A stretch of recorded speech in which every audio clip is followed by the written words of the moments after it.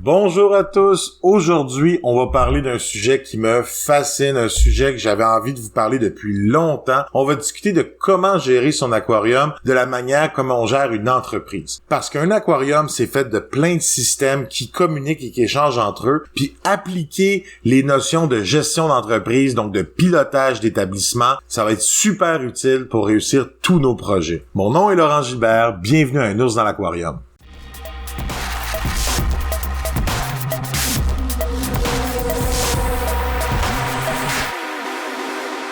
Si vous êtes intéressé par les poissons, les aquariums, l'aquariophilie en général, abonnez-vous à ma chaîne parce qu'Un ours dans l'aquarium a été créé et conçu pour faciliter l'approche en aquariophilie puis discuter de thèmes qui nous intéressent tous. Donc, gérer un aquarium comme on gère une entreprise, qu'est-ce que je veux dire par là? D'où je sors avec ça? Peut-être que vous savez déjà, je suis enseignant de sciences, donc de chimie et de physique au secondaire, donc des élèves d'environ 16 ans. Mais en plus de ça, je suis en train de faire ma maîtrise en gestion d'établissements scolaires. Donc, justement, pour devenir directeur d'une école secondaire. J'ai justement des cours super théoriques sur comment on pilote une entreprise. Puis je vous dirais que depuis 9 mois, là, j'ai commencé à appliquer tout ce que j'ai appris dans mes aquariums, puis vraiment, je vois une différence dans mes résultats, je vois une différence dans mes projets, la progression, elle est beaucoup plus stable, les résultats sont beaucoup plus efficaces, ça atteint beaucoup plus rapidement. En général, je vois vraiment que ma méthodologie a changé pour le mieux. Donc, avant de commencer sur les étapes de comment piloter une entreprise ou comment piloter notre aquarium, j'aimerais plutôt vous présenter c'est qui va jouer là-dedans, quels sont les sous-systèmes. En fait, les premiers, on va avoir les acteurs.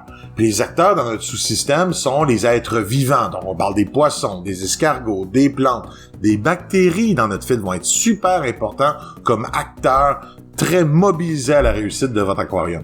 Ensuite, on va catégoriser l'environnement. Et par l'environnement, ici, j'entends c'est quoi l'éclairage, c'est quoi la température, c'est quoi les décorations, c'est quoi la grandeur de l'aquarium, quel substrat vous utilisez, c'est quoi le genre de plomberie que vous avez fait sur votre aquarium ou du moins comment l'eau va circuler dans votre aquarium. Et finalement, on a les ressources externes. Les ressources externes, bien sûr, c'est la nourriture, c'est les changements d'eau, c'est les produits qu'on va rajouter, mais plus que ça va être les échanges qu'on a avec les autres aquariophiles, ça va être la recherche qu'on va faire. Donc, ça va être des ressources externes qui vont être hyper importantes pour la réussite de notre projet. Maintenant, on va parler des 6 étapes de la gestion d'un aquarium. En fait, les 6 étapes, c'est la finalisation, la communication, la prise de décision, la veille stratégique, l'intelligence organisationnelle et l'évaluation. Commençons par le début, la finalisation. Même si on a l'impression que ça veut dire la fin, ça en réalité, c'est ce qu'on va faire au début. C'est en fait les questions qu'on va se poser, donc, c'est quoi notre but dans notre aquarium? C'est quoi notre but dans notre aquariophilie ou dans nos systèmes? Bien sûr, on a une mission, puis on a une vision. La mission, c'est qu'il faut que notre écosystème fonctionne, il faut que les poissons soient heureux, il faut qu'on ait un certain équilibre. Ça, c'est la mission que tout le monde a. Maintenant, la vision, c'est qu'est-ce que vous voulez faire. Parce que j'ai des gens ici qui sont intéressés à vendre des crevettes, à faire de l'élevage vraiment productif de crevettes. Ben ça, c'est ta vision. D'autres personnes aimeraient vraiment pouvoir faire de la reproduction. Ben ça, c'est sa vision. Moi, dans mon cas, j'aimerais ça faire YouTube avec mon aquariophilie. C'est un peu ma vision. Donc, quand je vais faire mes idées, quand je vais faire mes projets, j'essaie de toujours avoir en tête pourquoi je le fais? C'est quoi l'idée finale? Souvent, on prend à la légère cette information-là. On prend pour acquis qu'on sait déjà ce qu'on veut faire. Mais c'est un peu plus complexe que ça. Il faut prendre le temps vraiment de se poser les bonnes questions. Parce que si on va vouloir réussir plus tard, il va falloir toujours qu'on prenne des décisions et des actions en conséquence à ce qu'on veut faire. Alors, c'est très important de se poser la question, c'est quoi que j'aime en aquariophilie? C'est quoi ma priorité? Donc, la vision est propre à chacun. Elle peut être petite ou immense. C'est votre objectif final. Et ça, on appelle ça la finalisation. Et par rapport à ça, ce qu'on va essayer de chercher, c'est d'aller prendre nos acteurs et les faire travailler en fonction de ce qu'on veut. Littéralement, on va prendre les systèmes de notre aquarium, les acteurs, les êtres vivants de notre aquarium, comme des employés qui vont travailler en fonction de ce qu'on veut finalement. Bien sûr, pour ça, il faut alors communiquer. La communication est super importante. Et la communication, dans notre système, ça pourrait être l'eau. C'est avec l'eau qu'on va avoir les échanges aussi avec l'environnement et les acteurs. Et c'est par l'eau souvent qu'on va pouvoir y ajouter nos ressources externes. Donc vraiment, moi, je vais voir l'eau comme étant une source de communication. Puis dans la communication, c'est pas juste l'idée que l'eau va permettre justement les échanges, c'est l'idée que je dois imaginer comment l'eau va circuler dans mon aquarium pour que justement, lorsque je fais une action, je vois des résultats qui vont s'appliquer sur tout mon système. La circulation de l'eau va donc être super importante. Il faut imaginer notre circulation pour ce qu'on a besoin. Beaucoup de débit, pas beaucoup de débit. Plus d'aération, moins d'aération, chauffage, décante, ainsi de suite. On a compris c'était quoi notre vision finale, on a compris qu'il fallait communiquer dans notre système. Maintenant, il faut aussi mettre en place des moments où on va vérifier si ça marche. Puis ça, c'est la veille stratégique. Il faut mettre un protocole ou du moins se mettre en tête des moments, des endroits ou des choses à observer de façon à pouvoir observer la progression de notre aquarium, voir s'il y a des problèmes, voir même si on a des résultats positifs. Parce que lorsqu'on fait des actions en aquariophilie, c'est sûr qu'on peut rajouter des produits qui vont forcer un peu le système. Mais habituellement en aquariophilie, quand on fait une action, ça prend du temps. Et il faut voir la différence, il faut noter les résultats. Et là, la prise de mesure va être importante. La prise en note de ce qu'on fait. Moi, je vous conseille fortement de consigner vos observations. Ça peut être des petites annotations, mais dès que vous voyez quelque chose de différent, prenez-le en note. Si 2 jours, 3 jours plus tard, il y a une progression, ça va être beaucoup plus clair pour vous de comment comprendre qu'est-ce qui se passe. C'est quoi qu'on va vérifier? C'est quand qu'on va le vérifier? C'est quoi le moment? Par exemple, le pH. Le soir ou le jour, le pH n'a pas la même valeur. Donc, si vous prenez des pH toujours à la même heure, c'est généralement beaucoup mieux que si vous prenez des pH à des heures, peu importe. Puis pour être franc, là, la variation sera pas nécessairement si grande si le volume d'eau est grand. Mais ça peut faire une petite différence, donc ça vaut la peine quand même d'y penser. Personnellement, si j'ai à le faire, je le fais 1 heure après avoir allumé mes lumières. Pour pas capoter, là, choisissez des éléments clés, là. Allez pas voir n'importe quoi. Allez voir des choses vraiment qui vous parlent. Moi, personnellement, ce qui me parle, c'est la progression d'algues. C'est bien sûr la quantité de nitrate dans mon eau. C'est la qualité, on pourrait dire, de mon filtre. Moi, la façon que j'ai fait mon filtre, je peux voir un peu à l'intérieur. Donc, je le vois, l'encrassement, qu'est-ce qu'il fait si jamais je dois nettoyer. Je fais attention à mon débit.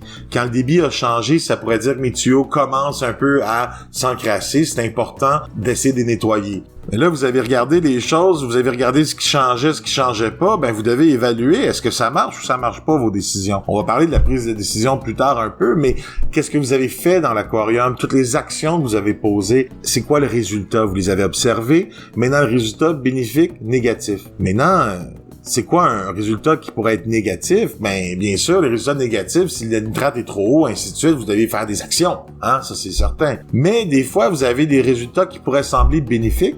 Vous devez quand même vous poser la question, est-ce que le résultat est en lien avec ma finalité, ce que je m'attendais à avoir comme vision? Si le résultat est positif pour l'écosystème, mais il ne va pas nécessairement dans la direction qu'on veut aller dans l'ensemble de notre aquarium, il faut peut-être repenser à nos actions. Donc, les éléments importants de l'évaluation, c'est le quoi, le pourquoi et le comment.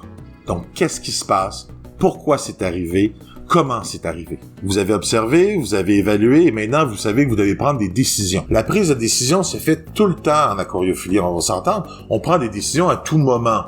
Moi, je vous explique la prise de décision après avoir expliqué les autres éléments, mais il faut comprendre qu'on prend de la décision lorsqu'on choisit notre vision finale, lorsqu'on communique, lorsqu'on veut choisir les bonnes informations à trouver. On prend des décisions tout le temps. Maintenant, les décisions qu'on va prendre vont être un peu limitées par ce qu'on appelle la rationalité limitée. Puis ça veut dire quoi? Ça veut dire, entre autres, nos connaissances, nos expériences. Qu'est-ce qu'on sait? Qu'est-ce qu'on ne sait pas encore? Ça dépend aussi de nos observations. Est-ce qu'on a bien fait nos observations? Est-ce qu'on savait quoi observer? Est-ce qu'on a bien consigné notre information? Donc, plus que on sait de quoi on parle, plus qu'on a fait la recherche nécessaire pour trouver les informations requises, ben plus qu'on va pouvoir prendre des bonnes décisions. C'est évident. Maintenant, c'est là que c'est important de toujours avoir en tête c'est quoi notre vision finale. Nos décisions devraient toujours être prises en fonction de la vision finale et non en fonction de régler le problème présent immédiat. Je suis pas en train de dire que si vous avez un problème de nitrate, vous devez pas le régler. C'est pas ça que je suis en train d'expliquer. Mais si vous prenez des décisions à la va-vite sans toujours avoir en tête c'est quoi vous voulez à la fin, vous risquez de prendre des décisions qui vont être contradictoires avec votre but final. Même si c'est involontaire, ça peut arriver. Donc, c'est important de penser à ça. Faut aussi comprendre qu'on doit doser notre intervention en tant que leader d'une entreprise, en tant que gestionnaire. Parce que si on fait tout à la place de nos acteurs, on va jamais les outiller en fonction d'apprendre les nouvelles choses. Ils vont jamais vraiment être capables de le faire à notre place. C'est pour ça que moi, personnellement, je préfère travailler sur le long terme. M'assurer que les acteurs, donc surtout exemple les bactéries, se prolifèrent suffisamment pour traiter les nitrates lorsque j'ajoute de nouveaux poissons. Je veux m'assurer que justement les plantes aient eu le temps de grandir avant de penser vraiment que j'ai un problème d'algues incroyable. Moi, je m'assure de donner un temps. Je suis conscient que les prises de décision que je vais faire, ça va pas régler le problème demain. Il y a des problèmes qui sont très urgents, donc on doit les traiter tout de suite. Mais sinon, j'imagine que l'urgence, c'est un choix. Et donc, la progression de mon aquarium, la progression de mon aquariophilie, c'est une vision finale. Ça fait aussi en sorte que je me dévalorise beaucoup moins lorsque je fais un échec. Parce que je vais prendre cet échec-là pour vraiment essayer de comprendre qu'est-ce qui s'est passé, comment j'ai fait, comment éviter le problème. Et là, je vais prendre des nouvelles décisions pour remonter la pente. Donc, un petit échec, c'est pas la fin, hein. C'est une bataille, c'est pas la guerre. On s'entend? Finalement, vos décisions vont chercher à optimiser votre environnement, à optimiser les échanges, à optimiser, on pourrait dire, le fonctionnement de votre système. Ce qui m'amène à l'étape finale qui est, comme on pourrait dire, le Graal dans une entreprise, l'intelligence organisationnelle. Ça, c'est quand, à l'intérieur de notre organisation, à l'intérieur de notre aquarium, les acteurs travaillent pour nous consciemment. Puis là, vous allez me dire, oui, mais les poissons, ils ont aucune idée que tu existes. Bon, oui, je suis d'accord. Mais lorsqu'on a fait tous nos systèmes, si on a pris nos bonnes décisions, si on a mis notre veille stratégique, si on a pris les bonnes évaluations pour prendre justement les bonnes actions, puis tous les bons échanges, ainsi de suite, si on fait de la recherche, si on a vraiment trouvé une façon de travailler notre aquarium à long terme pour l'outiller puis atteindre par lui-même son écosystème, vous allez voir que ça va être beaucoup plus difficile de le perturber. À un moment donné, le système va travailler pour vous. Et lorsqu'il va avoir un déséquilibre, le système va vraiment rechercher à rétablir l'équilibre. Il va être capable d'avoir sa propre zone tampon. Ça là, ça se fait pas après une semaine. Ça se fait après des semaines et des semaines. Ça se fait après des résultats positifs puis quelques échecs. Vous devez être conscient que l'aquariophilie, c'est une vision vraiment long terme. Vous devez être conscient que la vision finale de ce que vous voulez faire, c'est vraiment, si vous la gardez en tête, si vous prenez vos décisions en fonction de cette vision finale, c'est là que vous allez réussir.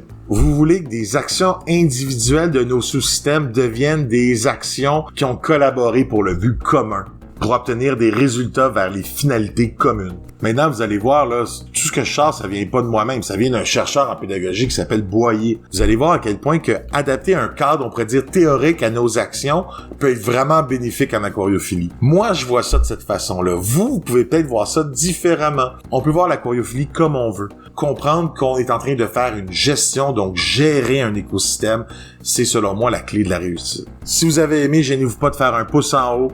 J'espère que vous allez avoir des réussites dans vos projets. Bonne journée!